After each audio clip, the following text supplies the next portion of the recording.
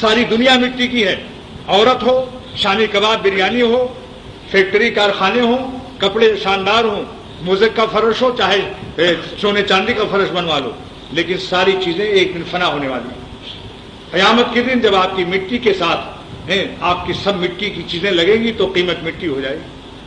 اللہ کے لیے اپنی خواہشات کو فنا کر دو اور اللہ کو خوش کرنے کے لیے اپنی بری خواہش کو ذبح کر دو اور خاک میں ملا دو، آپ کی مٹی انشاءاللہ قیمتی ہو جائے گی. خواجہ صاحب فرماتے ہیں، بعض لوگ کہتے ہیں صاحب اللہ میاں نے ہماری بڑی تمام خواہشات کو خاک میں ملا دیا. اگر آزاد کرتے تو سب کو دیکھتے، کوئی حسین نہ چھوڑتے، سب حسینوں کو دیکھتے. اللہ میاں نے بڑی مشکل کر دی، یہاں دیکھو وہاں نہ دیکھو، عالم کو دیکھو، کعبہ شریف دیکھو، قرآن شریف دیکھو، بیوی کو دیکھو، ماں باپ کو دیکھو، نامحرم عورتوں کو مت دیکھو. لیکن خواجہ صاحب رحمۃ اللہ علیہ فرماتے ہیں، خاک میں کس نے ملایا یہ تو دیکھ، خاک میں کس نے ملایا یہ تو دیکھ، شکر کر مٹی سوارت ہو گئی. جس مٹی نے اللہ پر اپنے کو خاک کیا ہے اس کی قیمت پر آسمان و زمین رش کرتے ہیں. اس کی قیمت کو کیا پوچھتے ہو، فرشتے بھی رش کرتے ہیں. اللہ والے اللہ کی محبت کی مٹھائیوں کے دکان ہوتے ہیں.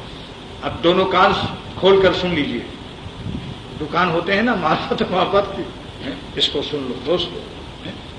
تو دیکھیے حضرت نے دو نصیحت فرما دی، ہماری زندگی بھر کے لیے کافی.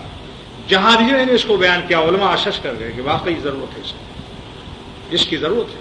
صحبت یافتہ انسان ولی اللہ ہو جاتا ہے، بغیر صحبت کے مولوی بھی شیطان ہو جاتا ہے. سن لو اس کو، نفس کا غلام ہو جاتا ہے، اپنے غصے کو اللہ حدیث سے ملا دیتا ہے، اپنی دنیاوی جاہ و مال کو، ہر چیز کو حدیث و قرآن کی آیتیں فٹ کر دیتا ہے. اس لیے عرض کرتا ہوں کہ علم پر عمل کرنے کے لیے ضرورت ہے سب کو. لیکن ایک بات سمجھ لیجئے، اللہ تعالیٰ شاہ عبد الغنی صاحب رحمۃ اللہ علیہ فرماتے تھے کہ جب کوئی عامی شخص غیر عالم صوفی بنتا ہے، سالک بنتا ہے، اللہ اللہ کرتا ہے، اللہ والوں سے ملتا ہے تو وہ صاحب نور ہو جاتا ہے. لیکن جب کوئی عالم کسی اللہ والے سے مل کر اللہ اللہ کرتا ہے، سلوک طے کرتا ہے تو نور علی نور ہو جاتا ہے. یہ حضرت نے فرمایا. اس کا مقام بھی بڑا ہوتا ہے. وہ ایک عالم لاکھوں صوفی بنا ڈالتا ہے، اس کا درجہ بھی بہت ہوتا ہے.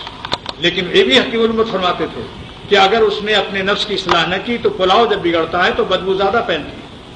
پلاؤ جب بگڑتا ہے تو بدبو زیادہ پھیلتی ہے. سوکھی روٹی اگر سڑ جائے تو اس سے اتنی زیادہ بدبو نہیں پھیلتی. ذلت العالم ذلت العالم، عالم کی گمراہی سارے عالم کی گمراہی کا سبب بن جاتا ہے. آج جن بزرگوں کے نام پر روٹیاں مل رہی ہیں، مدرسے چل رہے ہیں، مجھے کہنا پڑتا ہے کہ مولانا قاسم نانوتوی کیا ہے جامعہ قاسمیہ، کیا ہے جامعہ رشیدیہ. ارے بھائی، جامعہ اشرفیہ، جامعہ رشیدیہ، جامعہ قاسمیہ کے نام رکھنے والوں، ان بزرگوں نے کیا کیا تھا ذرا یہ بھی تو دیکھو کہ ان لوگوں نے اپنے نفس کو کتنا مٹایا، کتنا اللہ اللہ کیا اور کس طریقے سے صاحب نسبت ہوئے. جب تک تعلق میں اللہ کی دولت دل میں نہ ہو اس کی زبان میں بھی اثر نہیں ہوتا. کیا فرمایا جلال الدین رومی رحمۃ اللہ علیہ نے کہ ہر کی باشد قوت و نور جلال، جن کی غذا اللہ کا نور ہو، چونہ زائد از لبش سحر حلال، ان کی زبان سے اللہ تعالیٰ کلام مؤثر پیدا کرتا ہے.